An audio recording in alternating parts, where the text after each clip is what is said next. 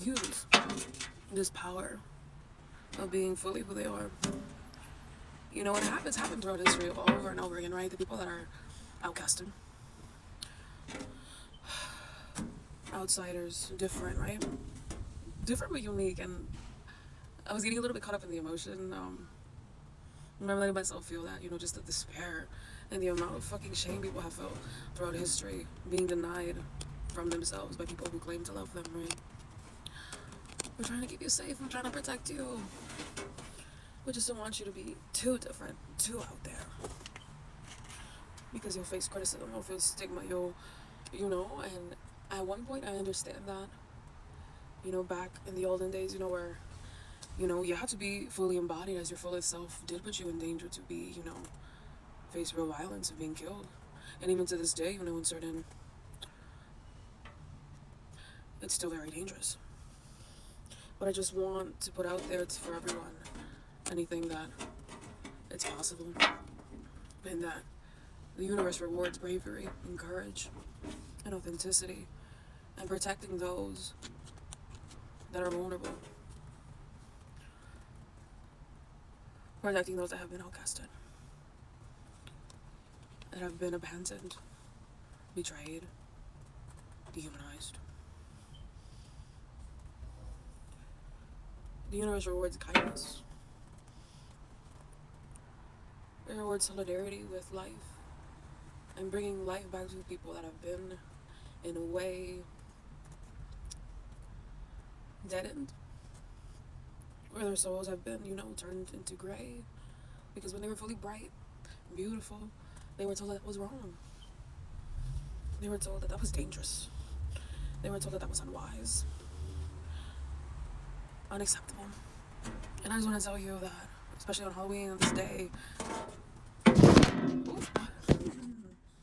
on this day, you know, of witchiness, of just beauty, that you do not deserve whatever has happened to you.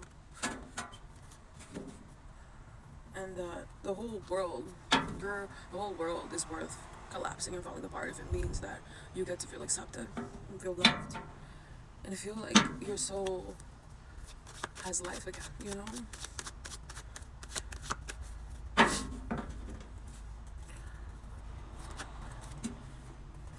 And we got 6 of Wands success. Yeah. With the devil being on the bottom still. Persistent. So there's just so much wealth and richness in being who you are. And choosing to accept and love yourself despite everyone else.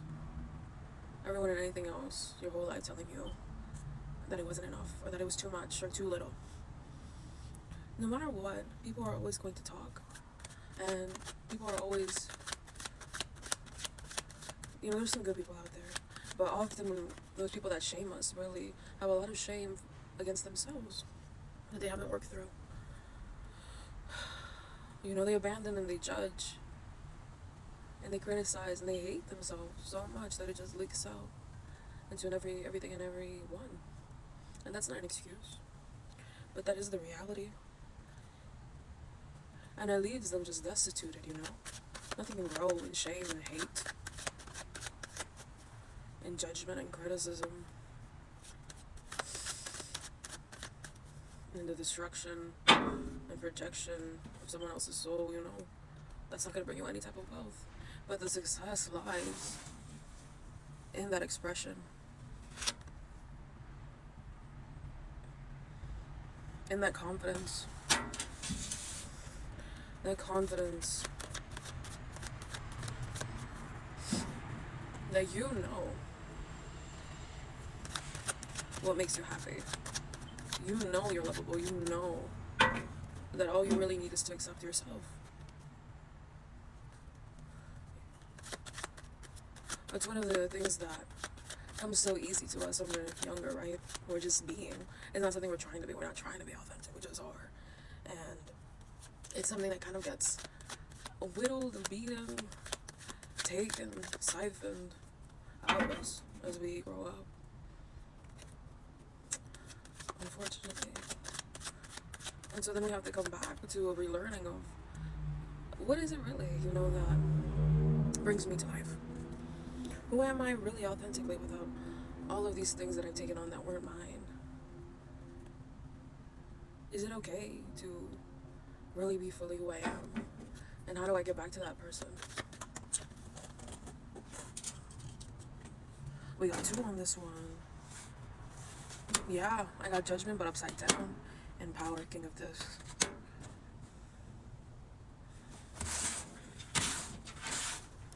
So there's a lot of power in releasing judgment, you know? Releasing, not only over criticizing others, right? Because I honestly think that people that criticize the most and judge the most, you know, are they're judge and criticize themselves the most. So it's almost like the universe is calling us to release this judgment, you know, that we keep putting on ourselves. You know, because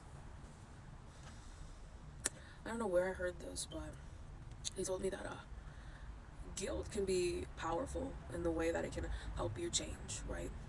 The behaviors and the actions that you don't feel proud of or you know aren't really the highest version of yourself, you know. But shame is something that decimates, deteriorates everything it touches. It's something that breaks people down, destroys them inside and out. And I remember when I first heard this, like a couple years back, several years back, and it was something along the lines of guilt is, you know, you did something wrong, right? An action, a behavior, an instance. But shame is more so like who you are is wrong, right? Or is bad. And there's a really big difference there because it's almost like a condemning, right? That a lot of people have experienced in this world of just